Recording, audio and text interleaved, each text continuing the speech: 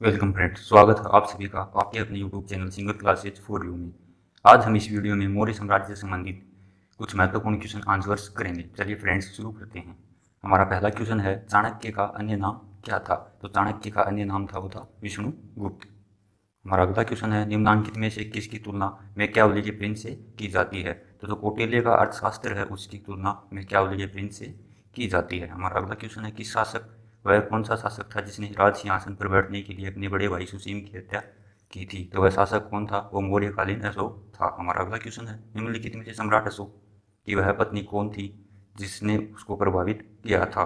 तो अशोक की पत्नी कारुआ की थी जिसने अशोक को प्रभावित किया था, जिसके कारण अशोक ने बौद्ध धर्म किया था। हमारा अगला क्वेश्चन है, अशोक ने अपने सभी शिलालेखों में एक रूपता से किस प्राकृत का प्रयोग किया है? तो अशोक ने अर्धमागधी का प्रयोग अपने सभी शिलालेखों में किया है। हमारा अगला क्वेश्चन है, बिंदुसार ने विद्रोहियों को कुचलने के लिए अशोक को कहाँ भेजा था? तो बिंदुसार ने विद्रोहियों को कुचलने के लिए अशोक को तक्षशिला विश्वविद्यालय में भेजा था। हमारा अगला क्वेश्चन है, निम्नलिखित में से वह व्यक्ति कौन है जिसका नाम देवानी प्रियादशी था? तो अशोक का नाम देवानी प्रियादशी मिलता है। हमारा अगला क्वेश्चन है, निम्नलिखित में से प्राचीनतम राजवंश कौन सा है? तो जो मौर्य राजवंश है वह प्राचीनतम राजवंश है। गुप्त, कुषाण और कर्ण वंश में मौर्य वंश ही सबसे प्राचीन है। हमारा अगला क्वेश्चन है, कौटिल्य चाणक्य किसका प्रधानमंत्री था? तो कौटिल्य चाणक्य था वो चंद्रगुप्त मौर्य का प्रधानमंत्री था। हमारा अगला क्वेश्चन है, कलिंग विजय के उपरांत अशोक महान ने निम्नलिखित किस धर्म को अंगीकार किया? तो अशोक महान ने कलिंग युद्ध के पश्चात बौद्ध धर्म ग्रहण कर लिया था। हमारा अगला क्वेश्चन है, चंद्रगुप्त के शासन में विस्तार किसने मुख्य रूप से मदद की है? तो चंद्रगुप्त के शासन के विस्तार में मुख्य रूप से चाणक्य ने मदद की थी। चाणक्य की सहायता से ही चंद्रगुप्त ने गणानंद को हराकर मौर्य साम्राज्य की स्थापना की थी। हमारा अगला क्वेश्चन है, सांची किस कला व मूर्तिकला का निरूपण करता है? तो सांची है वो बौद्ध कला का निरूपण करता है, सांची का बोधि स्तूप। हमारा अगला क्वेश्चन है, भारत का वह प्रसिद्ध शासक जिसने अपने जीवन के अंतिम दिनों में जैन धर्म को अपनाया था? तो चंद्रगुप्त मौर्य ने जीवन के अंतिम दिनों पर जैन धर्म को अपनाया था भद्रबाहु के कहने पर। हमारा अगला क्वेश्चन है, निम्नलिखित में से किस मौर्य राजा ने दक्कन की विजय प्राप्त की थी? तो चंद्रगुप्त मौर्य ने दक्कन की विजय प्राप्त की थी। हमारा अगला क्वेश्चन है, मैक्सनीज ने भारतीय समाज को कितनी श्रेणी में विभाजित किया था? तो मैक्सनीज ने भारतीय समाज को 7 श्रेणी में विभाजित किया था। हमारा अगला क्वेश्चन है, मौर्य साम्राज्य की स्थापना किसने की थी? तो मौर्य साम्राज्य की स्थापना चंद्रगुप्त मौर्य ने कौटिल्य की सहायता से की थी। हमारा अगला क्वेश्चन है, प्राचीन भारत का वह प्रसिद्ध शासक जिसने अपने जीवन के अंतिम दिनों में जैन धर्म अपनाया था? तो चंद्रगुप्त मौर्य ने जीवन के अंतिम दिनों में जैन धर्म अपनाया था। हमारा अगला क्वेश्चन है, मौर्य साम्राज्य में प्रचलित मुद्रा मुद्रा क्या थी? तो मौर्य साम्राज्य में प्रचलित मुद्रा थी वो पर्ण थी। हमारा अगला क्वेश्चन है, निम्नलिखित में से कौन से मौर्य वंश का शासक नहीं है? तो जो अजातशत्रु है वह मौर्य वंश का शासक नहीं है, यह हर्यक वंश का शासक था। हमारा अगला क्वेश्चन है, निम्नलिखित में से अशोक का उत्तराधिकारी कौन था? तो जो कुणाल था वह अशोक का उत्तराधिकारी था। हमारा अगला क्वेश्चन है, मुद्रा राक्षस के लेखक निम्न में से कौन है?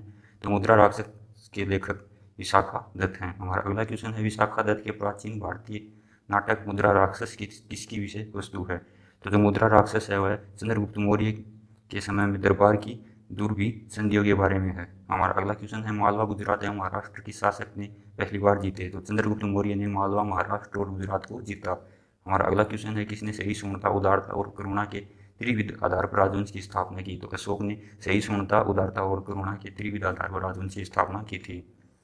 हमारा अगला क्वेश्चन है, निम्नलिखित में से किस शहर में अशोक की शिलालेख नहीं है? तो जो पाटलिपुत्र है उसमें अशोक की शिलालेख नहीं है। हमारा अगला क्वेश्चन है, अर्थशास्त्र का लेखक किसके समकालीन था? तो अर्थशास्त्र के लेखक थे वह चंद्रगुप्त मौर्य के समकालीन थे। अर्थशास्त्र के लेखक का नाम तो कौटिल्य।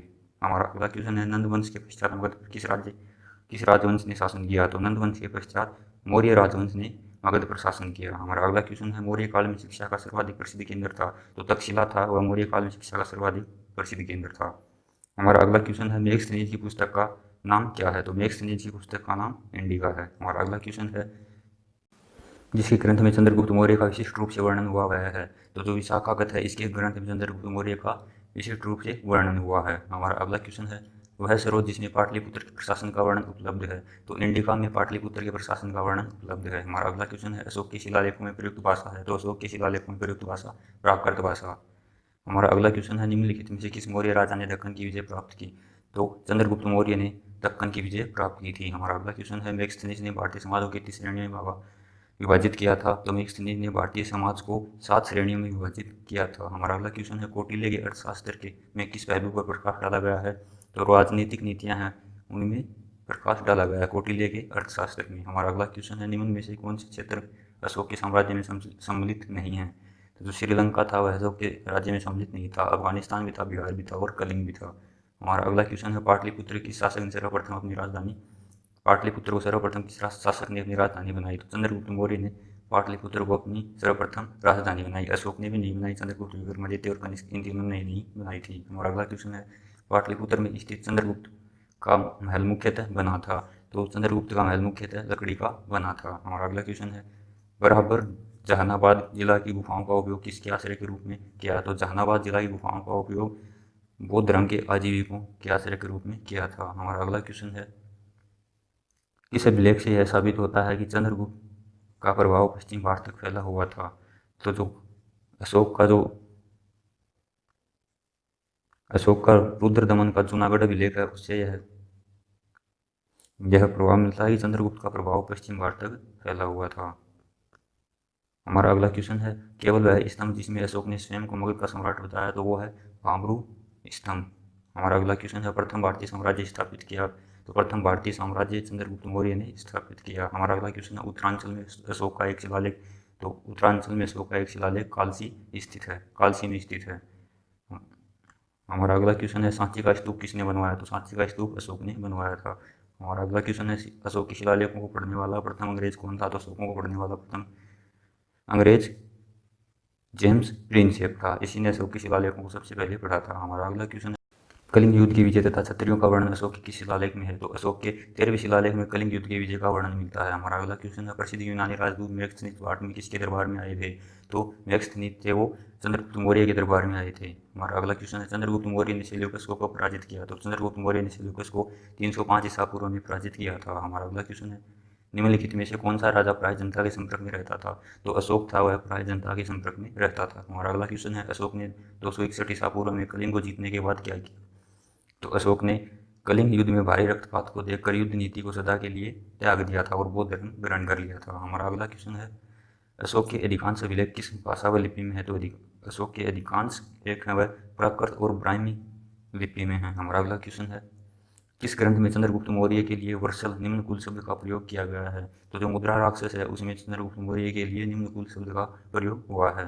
मुद्रा राक्षस के लेखक तो विशाखा दत्त। हमारा अगला क्वेश्चन है, निम्नलिखित में से किस राज्य देश में अशोक के व्यक्तिगत नाम अशोक का उल्लेख मिलता है? तो जो अशोक का मास्कीय अभिलेख है उसमें अशोक का नाम अशोक मिलता है। और अगला क्वेश्चन है, निम्नलिखित वक्तव्य में से कौन सा एक वक्तव्य अशोक के प्रस्तर स्तंभों के बारे में गलत है? तो इन पर बढ़िया पॉलिश है, ये अखंड हैं, स्तंभों का शेप शुंडाकार है, ये स्थापत्य संरचना के भाग हैं। तो ये स्थापत्य संरचना के भाग है, यह वक्तव्य गलत है। हमारा अगला क्वेश्चन है, श्रीनगर की स्थापना किस मौर्य शासक ने की? तो अशोक ने श्रीनगर की स्थापना की थी। हमारा अगला क्वेश्चन है, किस ग्रंथ में सूत्रों के लिए आर्य शब्द का प्रयोग हुआ? तो अर्थशास्त्र में सूत्रों के लिए आर्य शब्द का प्रयोग हुआ। अर्थशास्त्र किसकी रचना है? तो अर्थशास्त्र कौटिल्य की रचना है।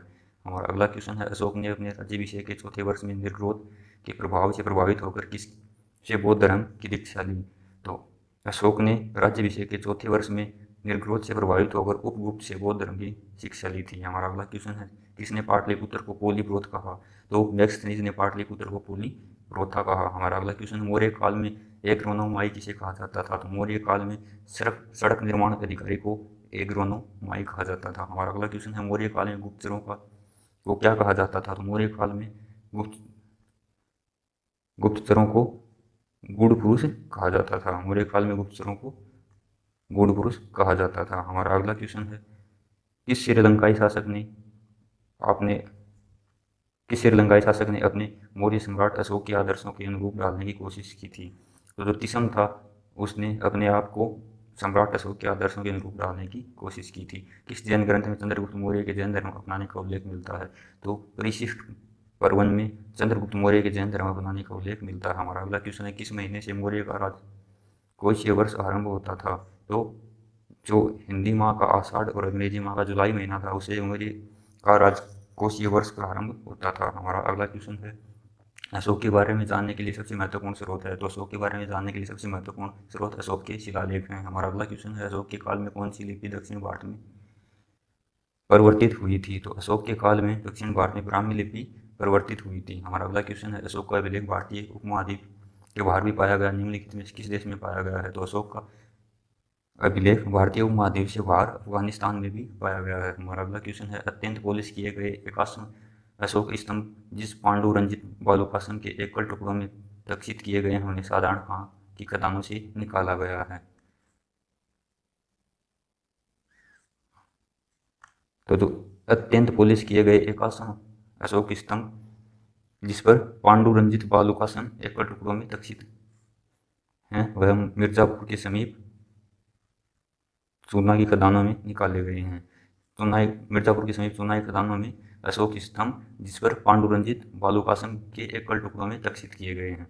हमारा अगला क्वेश्चन है, भारतीय लिखने की कला नहीं जानते थे, यह किसकी उक्ति है? तो मैक्सनीज ने कहा था कि भारतीय लिखने की कला नहीं जानते थे। हमारा अगला क्वेश्चन है, किस मौर्य सम्राट ने एक विदेशी राजा सीरिया के एंटिकोस फेस्ट से अंजीर शराब और दार्शनिक को भारत भेजने का आग्रह किया था?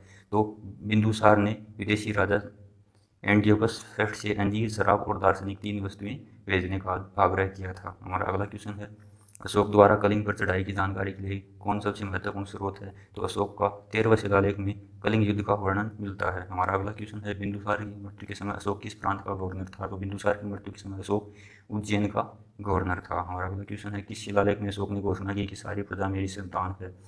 तो जो पृथक कलिंग शिलालेख है उसमें अशोक ने घोषणा की थी कि सारी प्रजा मेरी संतान है। हमारा अगला क्वेश्चन है, कौन सी घोषणा युद्ध और हिंसा के प्रति अशोक के आंतरिक दुख को स्पष्ट करता है? तो जो कलिंग का पृथक शिलालेख है वह अशोक के आंतरिक दुख को स्पष्ट करता है। हमारा अगला क्वेश्चन है, किस शिलालेख में अशोक ने यह घोषणा अंकित की है, किसी भी समय चाहे मैं खाता रहूं या रानी के साथ विश्राम करता रहूं या मैं अपने अंतशाला में रहूं, मैं जहां भी रहूं मेरे महात्मा मुझे सार्वजनिक कार्य के लिए संपर्क कर सकते हैं। यह अशोक ने किस शिलालेख में कहा है? तो अशोक ने यह 6ठे शिलालेख में कहा है कि मैं किसी भी समय चाहे खाता रहूं, रानी के साथ विश्राम करता रहूं, अंतशाला में रहूं, मैं जहाँ भी रहूं मेरे महात्मा मुझे सार्वजनिक कार्य के लिए संपर्क कर सकते हैं। यह अशोक के 6ठे शिलालेख में मिलता है। हमारा अगला क्वेश्चन है, निम्नलिखित में से कौन अवरोही क्रम में मौर्य प्रशासन के अधिकारियों के नाम बताता है? तो अवरोही क्रम में सबसे पहले प्रादेशिक, राजूक, फिर युक्तक, यह मौर्य प्रशासन के अधिकारियों के नाम हैं। हमारा अगला क्वेश्चन है, विष्टि क्या है? तो विष्टि है वह एक बेगारी है। हमारा अगला क्वेश्चन है, मौर्य काल में सीता से क्या तात्पर्य है? तो मौर्य काल में सीता से तात्पर्य राजकीय भूमि से प्राप्त आय से है। हमारा अगला क्वेश्चन, निम्नलिखित में से मौर्य काल का सबसे अच्छा नमूना कौन है? तो मौर्य काल के जो स्तंभ हैं वह सबसे अच्छा नमूना है। हमारा अगला क्वेश्चन है, कहाँ से प्राप्त अभिलेखों में मौर्य काल में अकाल सूखा जैसे देवी प्रकोप राज्य द्वारा राहत कार्य किए जाने का विवरण मिलता है? तो जो महास्थान बांग्लादेश और सोहगोरा उत्तर प्रदेश से मौर्य काल में अकाल सूखा जैसे देवी प्रकोप राज्य द्वारा राहत कार्य किए जाने का वर्णन मिलता है। हमारा अगला क्वेश्चन है, अशोक ने श्रीलंका में बौद्ध धर्म प्रचार हेतु किसे भेजा था? तो अशोक ने बौद्ध धर्म के प्रचार हेतु अपने पुत्र पुत्री महेंद्र और संघमित्रा को भेजा था। हमारा अगला क्वेश्चन है, अशोक ने मनसेरा पाकिस्तान एवं शाहबाजगढ़ी पाकिस्तान से प्राप्त वर्ग शिलालेखों में किस लिपि का प्रयोग किया गया है? तो अशोक के मनसेरा और शाहबाजगढ़ी शिलालेखों में खरोष्टी लिपि का प्रयोग किया गया है। हमारा अगला क्वेश्चन है, कहाँ से अशोक के द्विभाषाई ग्रीक और हरमाइक अभिलेख प्राप्त हुए हैं? तो सर एक पुना और कंधार से अशोक के द्विभाषाई ग्रीक और हरमाइक अभिलेख प्राप्त हुए हैं। हमारा अगला क्वेश्चन है, कौटिल्य द्वारा रचित अर्थशास्त्र कितने अधिकरणों में विभाजित है? तो कौटिल्य द्वारा रचित अर्थशास्त्र है वह 15 अधिकरणों में विभाजित है। हमारा अगला क्वेश्चन है, अर्थशास्त्र में निम्नलिखित सप्ताह में शामिल थे? तो अर्थशास्त्र में राजा, क्षेत्र, प्रशासन कोष शामिल थे। हमारा अगला क्वेश्चन है, अशोक का समकालीन तुर्मय कहाँ का राजा था? तो अशोक का समकालीन तुर्मय मिस्र देश का राजा था। हमारा अगला क्वेश्चन है, किसके शासनकाल में डाईमेकस डीमेकस भारत आया था? तो बिंदुसार के शासनकाल में डाईमेकस डीमेकस भारत आया था। हमारा अगला क्वेश्चन, निम्नलिखित अभिलेखों में से किसके अशोक के नामों का उल्लेख हुआ है? तो जो गुजरा अभिलेख है उसमें अशोक के नामों का उल्लेख। किस शिलालेख में अशोक ने घोषणा की है कि सारी प्रजा मेरी संतान है? तो जो पृथक कलिंग शिलालेख है उसमें अशोक ने घोषणा की है कि सारी प्रजा मेरी संतान है। हमारा अगला क्वेश्चन है, कौन सी घोषणा युद्ध और हिंसा के प्रति अशोक के आंतरिक दुख को प्रकट करता है? तो जो कलिंग का पृथक शिलालेख है वह युद्ध और हिंसा के प्रति अशोक के आंतरिक दुख को प्रकट करता है। हमारा अगला क्वेश्चन है, किस शिलालेख में अशोक ने यह घोषणा की थी, किसी भी समय चाहे मैं खाता रहूं या रानी के साथ विश्राम करता रहूं या मैं अपने अंतशाला में रहूं, मैं जहाँ भी रहूं मेरे महात्मा मुझे सार्वजनिक कार्य के लिए संपर्क कर सकते हैं? यह कौन से शिलालेख में लिखा है? तो यह 6ठे शिलालेख में लिखा है।